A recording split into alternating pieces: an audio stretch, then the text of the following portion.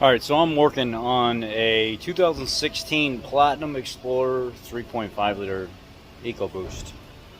And this customer's complaint is I have no heated seats, I have no cooled seats, and that function doesn't work at all.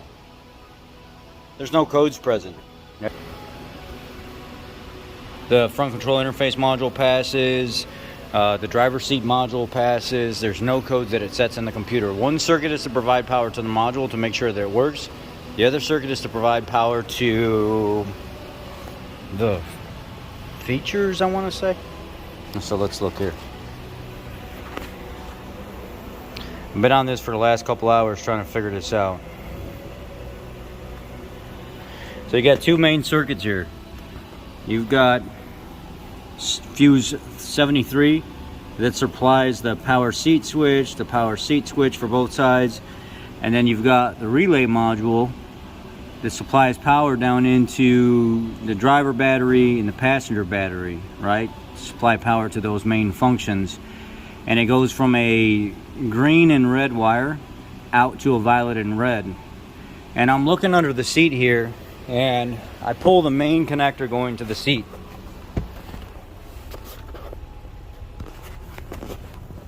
I pull the shell off this main connector back here. You see where the red wire is right there? Right next to it's that purple wire, that violet wire. That's what they're talking about. On the other side of the connector, it is that green color. On this side, it's violet. And where it goes is it goes from that connector down through the floor over to the passenger side kick well, like the kick panel over there. I got it all tore apart. And it comes up through the dash, crosses over through the dash, comes up over here, and then drops right down into this connector right here.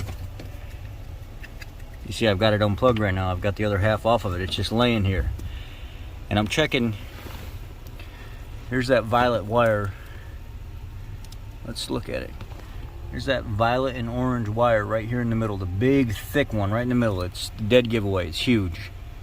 It's a big wire, carries a lot of amperage. I'm looking at that. I'm like, man, that doesn't look bad. Nothing looks bad here. I come up over on this side. Test for power coming out of the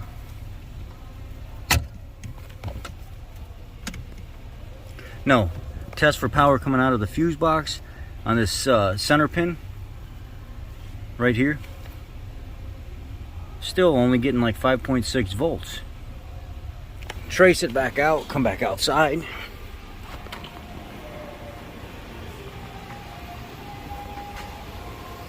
Follow it through the firewall here, come up, release the little tabs on the battery, pull it up while it's running, follow my violet and orange or red, whatever the hell that is, pull the connector out, bam, going right into the bottom of the fuse box.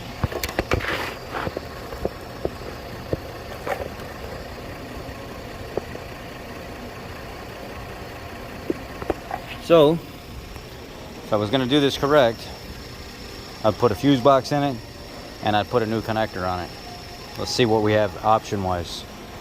I can supply power. I can go in there, eliminate that wire, like unpin it from the connector, add my own 12 volts to it, or 13.5 volts to it. Everything comes online. Driver seat works, heated seat works, air this and that work, everything works.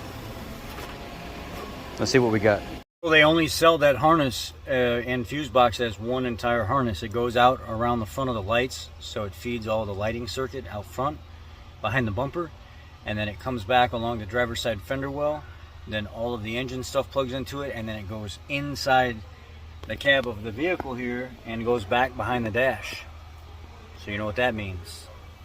$820 for the harness, 16 to 20 hours worth of labor. This is where we're at. Let's see what happens.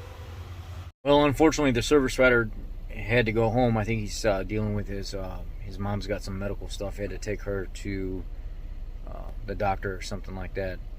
And he won't be here till tomorrow to get a hold of the aftermarket warranty company to see if they'll pay for something like that. We don't know. So until then, part one is complete. Diag is complete.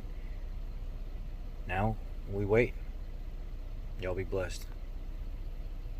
You know what, real quick, what could cause that to burn up? I know somebody's going to ask. So before that question's even asked, it could be a number of things. It could be, you know, every time you get in here and you're leaving stuff on all the time. It could be that one of the modules, the TED module, or the heater mats or something like that could be screwed up, causing, you know, excessive resistance on that circuit, pulling too much amperage, yada yada yada. You would think that it's the 30 amp fuse that it would have blown, but those bigger amp fuses like that, we've noticed that they don't blow. It could be nothing wrong on the circuit, and just using it over time, just, you know, it ends up burning up the pins, burning up the plastic. These heated and cooled seats, we've always had a problem. You guys know that. The history of this channel as well is with as many modules and heated seats and connectors, the F-150s, the Explorers and stuff, the Super Duties that I've been in, where those pins burn up like that. Nothing wrong with the modules at all. They just carry a lot of current through that circuit. And you know, it's the type of material that they use on the pins is not very good. Instead of gold plating, they use like tin plating and stuff. Ford's always had problems with their connectors, with their heated and cooled seats. It is what it is. There's no other way to cut it. That answers that question.